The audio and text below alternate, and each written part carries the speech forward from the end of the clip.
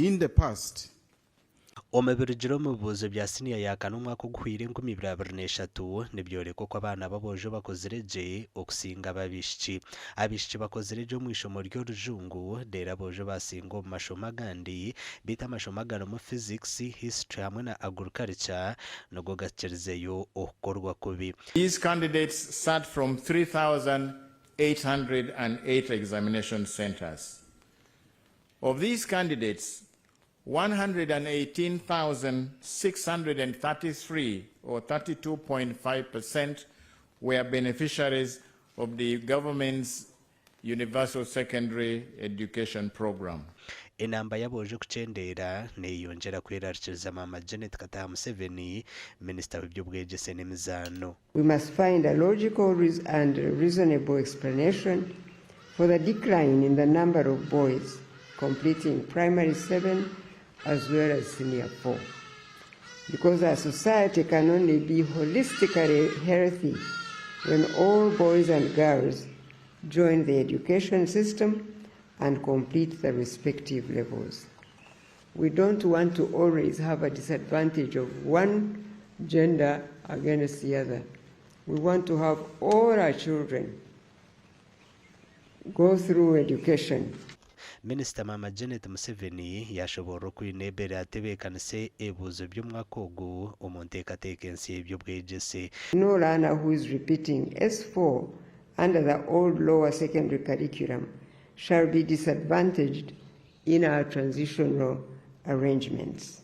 I take this opportunity to sincerely congratulate you as the head of education sector for this great milestone. Mama Janet yagamba n'aha nteekateeka za gavumenti nk'okwerukuza kutamana omu mashomero agu barikuha sente bitu gatiine boona bashome. All schools that receive public funds must implement free and compulsory universal education programs as applicable. And as a ministry, we shall have to hold conversations with the current 105 public secondary schools as well as the 109 public primary schools that are recipients of public funds but have not been implementing USE and UPE respectively. Abakozire gye bya siniya yakana bari omu kujaguza. Okusima kwange nkudiza nyumba zadde n'abasomesa n'essomero nga lyennyini n'abaana bennyini kuba batuwa conducive environment n'okusanyuka kwange kwonna nkuteeka wamu nkujaguza wamu ng'essomero nga n'omwana kuba mpitidde mu first grade emu bweti eya first grade emu bweti eya 31 aggregates. Tulina omwana abaana babiri abasinze bafunye 10 bonna bonna ate abalala bayitidde mu first grade ne second grade. Babaasa kumakinga sure ngu twafuna percentage ya 73 kandi nyesiga ngu we are going to be the best in the district. Ninyebaza abashomesa boona, ninyebaza buri muntu weena abasize kutukwasizaho kureba ngu twakora results nungi. Mwenu our best candidate ninga ba candidates bitu tuyina abaana babiri bakozire 10 aggregates in 8.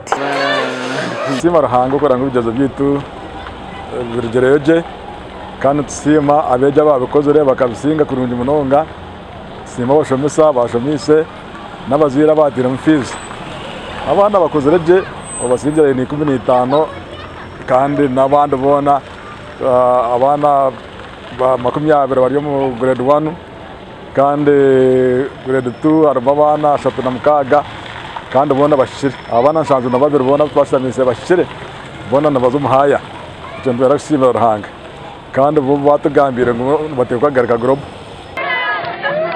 omwako gwaita twakola bungira mu mba kumpitwa kwa ekisoka mu Eastern Region yonna yatubasanyifune kwalira abanafu basinyafu bakoze bulungi. Do thank our stakeholders, the directors and everyone who has supported us during the examination time. Basize kukola 19 aggregates wabashomesa banje kunshomesa je ntebire bazire banje abo kuba bamberireho bakozire aggregates 14